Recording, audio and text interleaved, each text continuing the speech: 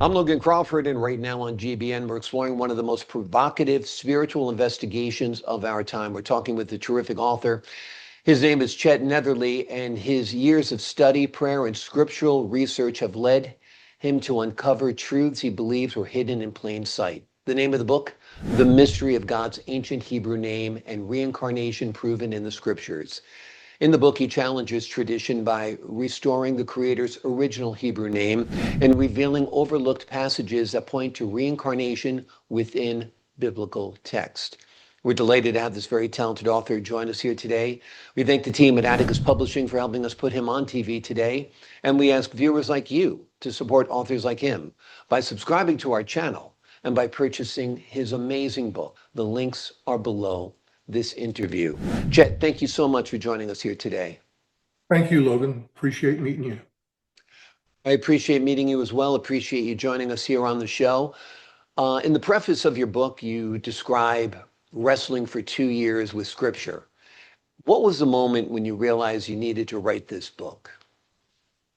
When I had realized myself that I had read the book for decades, and it never really dawned on me why the name of the Creator is missing in the Old Testament. In the Messiah in the New Testament, give us a model prayer. Our Father, which art in heaven, hallowed be thy name. Well, what name? So that started, kind of bothering me a little bit. It's like, you read a lot of scriptures, how important his name is. Joel 2:25, everyone that calls upon the name, and they took the name out and they replaced it with the titles Lord and God. And so, which are just titles, they're not names. So, so many scriptures, and I could probably quote 20 of them right off a page right here. Talk about how important his name is, and yet it was missing. So that was, I found that very disturbing. So I started researching, and I found out, there was a tetragrammaton outline of his name, and it's called, in the Hebrew letters, Yod He Wah He. And the Wah is a W, but it's the ancient form of Vav. And that's why sometimes you'll see the tetragrammaton as a YHWH or a YHVH. But the W and the V is the same word. It's Wah or Vav. So anyway, you can use that, and there's ways to come up with the vowels that go in between it to come up with his name. And I describe all that out explicitly in detail in the book, and I prove it with backup facts from other Hebrew writers. Jeff Benner is one of them that I rely on. And there's certain Hebrew grammar rules that you follow. For instance, some people call the tetragrammaton Yahweh, but the problem with that is you're pronouncing the W as a consonant, which gives it the hard W sound, like weather or wind, Yahweh. But the Wah or Vav in the middle of the word, according to Jeff Benner, who's again a Hebrew linguistic, that has a vowel sound when it's in the middle of a word. And so it really is pronounced as Yahuwah. It's a U sound. And that same principle is carried out in the word Jerusalem. That Jerud, that U sound that you're hearing in Jerusalem is a Vav. Samuel, that U that you hear in Samuel is a Vav. It has the U sound or U. And so the Hebrew word for Judah is Yehuda, and it has the Vav U sound in it, Yehuda. And really, if you just take the word Yehuda and remove the D, you have the name of the Creator, Yahuwah. And it's really a life profound, important discovery, because so many people, like myself even, went for decades reading the scriptures and never really questioned why his name was removed and the words Lord and God were replaced. Now, there's all kinds of reasons I've read of why that happened and how that happened. Um, that you don't really have any, I don't really have any proof of, so I don't really get into it. But the fact is, there's a way to find out who his name is. And prophecy says in the scriptures that in the last days, uh, prophecy will be restored when people run to and fro, and knowledge will be increased. Because taken the Hebrew scriptures and translated them into the Greek Septuagint. And a lot of that happened in that translation. For instance, many of the prophets, most of the prophets, have the Father's name in their name. But when they translated it from Hebrew to Greek, you'll notice in all the prophets' names that the suffix in their name is I-A-H, like Isaiah, Jeremiah, Zechariah, Obadiah. All of those have the I-A-H. And the reason that they have that is in the translation, there's no Y in the Greek language. So they use the I, the iota, instead of the Y. But we have a Y in the American alphabet, and I don't know why they didn't utilize it when they translated it from Greek to English.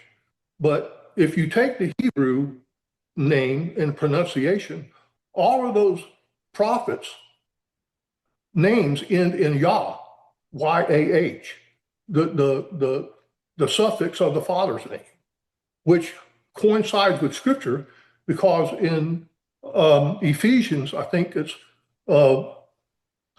Ephesians 2, it says that all of the names in heaven will have the Father's name in their name. And so, it conforms to Scripture that they would all have the Father's name in their name. But you would never know it because of that translation issue that, you would never uncover unless you look for it. But the names really should have the suffix Y-A-H, not I-A-H, as they do in the majority of the Bibles that you read. So anyway, those are just a couple of things that I discovered and that I teach in this book to restore the ancient Hebrew name. Yeah. And the scriptures say, I think it's in Exodus 5:3, that he is the God of the Hebrews. And he's not the God of the Jews. He's not the God of the Christians. He's the God of the Hebrews. And the Hebrew word in Hebrew, according to the Browns-Driver-Briggs concordance, is one, how's it word? One who crosses over, or one from beyond. In other words, one from beyond this physical realm, are the Hebrews. And Abraham was like the first Hebrew. And most religions, most of the big religions in the world today, Judaism, Muslim, and Christianity, are Abrahamic religions. But through the years and the misinformation, and people are busy. It takes the man and the woman to work full-time jobs to support their families. And the information in today's world is overwhelming. It's kind of hard to keep up with it. So people really don't have the time to do this kind of research for themselves.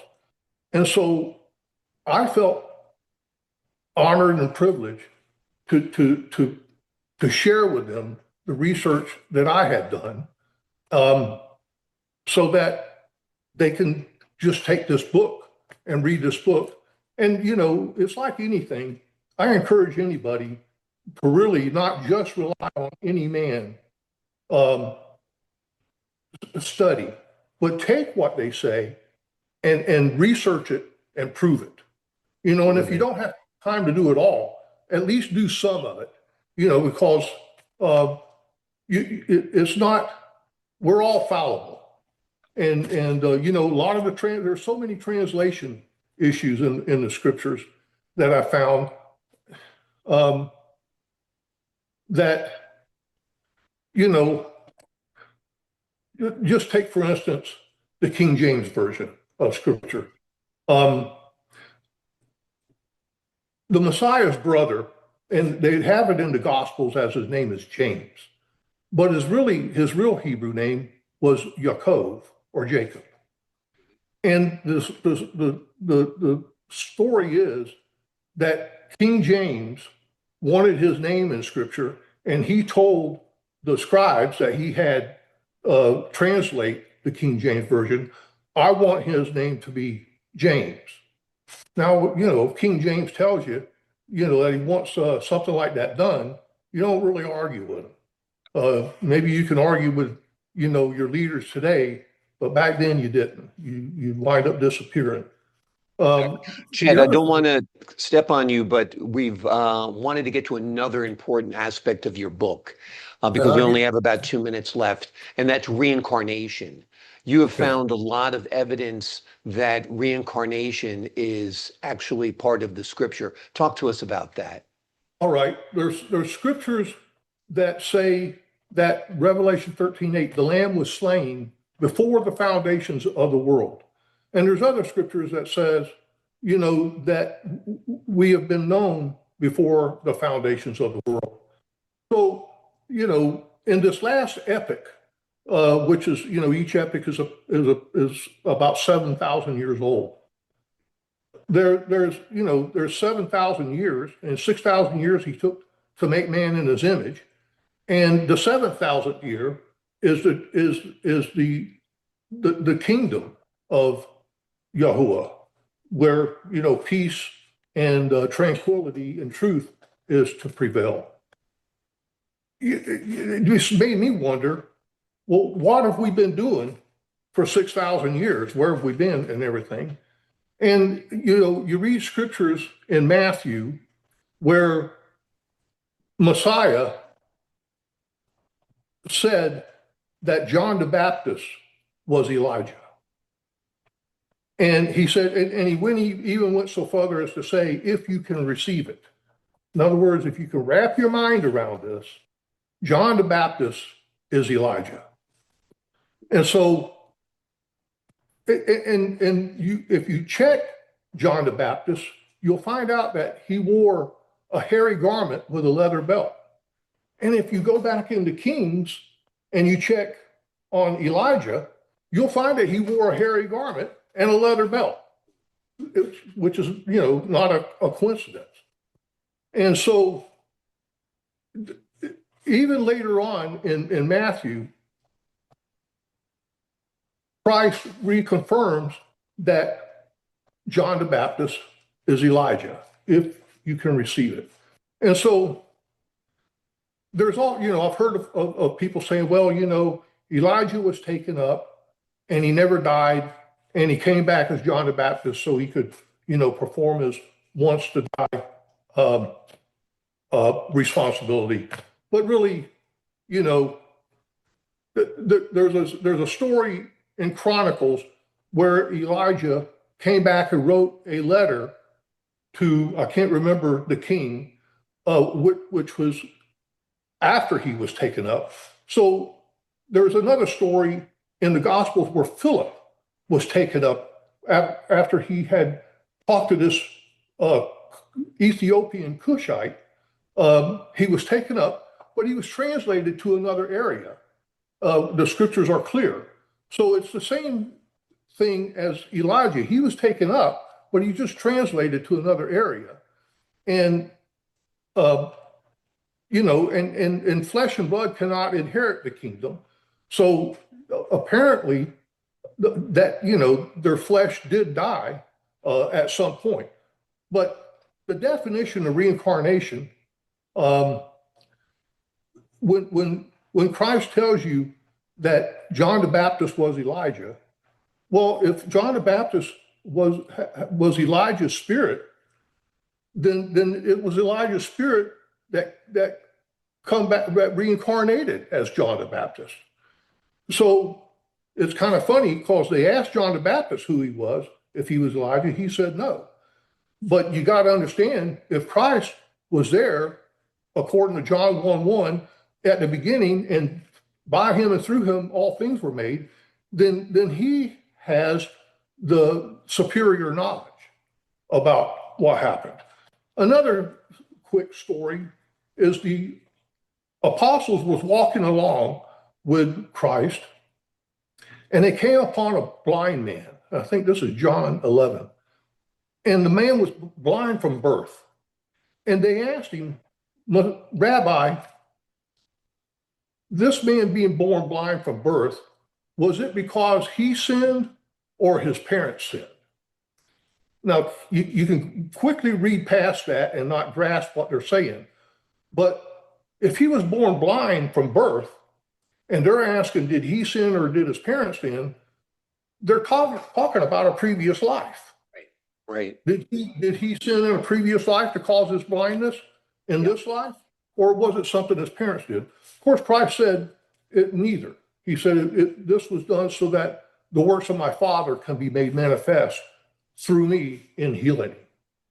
But he never corrected them in what they say. And then the last thing, and it's not really the last thing, but just what we maybe have time for, is the big scripture that many pastors use to diffuse reincarnation is Hebrews 9:27, where it says, it's appointed unto man once to die, and then the judgment.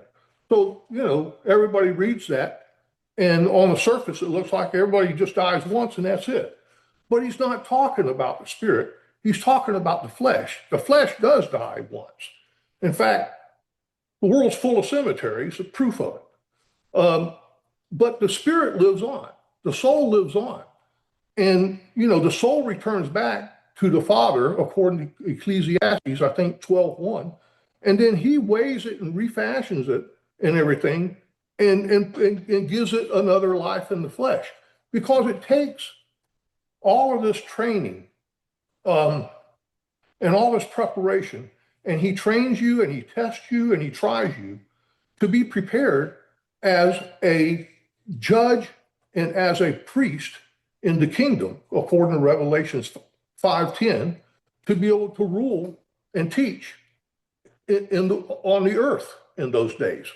And it's just something that you cannot get in one 80-year lifetime. And many people through wars or diseases never even get to live 80 years. Infants die. And, so those people deserve a chance. And so there's all kinds of reasons, and I go through many of them in the book Reincarnation to show. You did a great job on this book, Chet. I'm sorry to cut you off. We're over time, but we'll save it for the book. Folks, there's a lot to unpack here.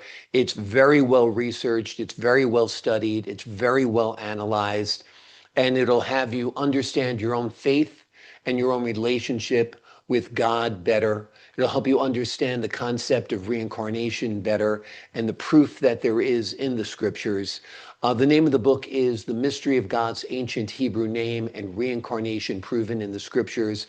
It challenges tradition by restoring the Creator's original Hebrew name and revealing overlooked passages that point to reincarnation within biblical text. Chet, thank you so much for joining us here today, unpacking all of the great information found within the pages of your book and sharing it with us. Thank you, Logan. I appreciate the opportunity. I appreciate your time, your insight, and the wonderful work you've done on this book. To the folks at home, I'm Logan Crawford for the Global Book Network. So long for now.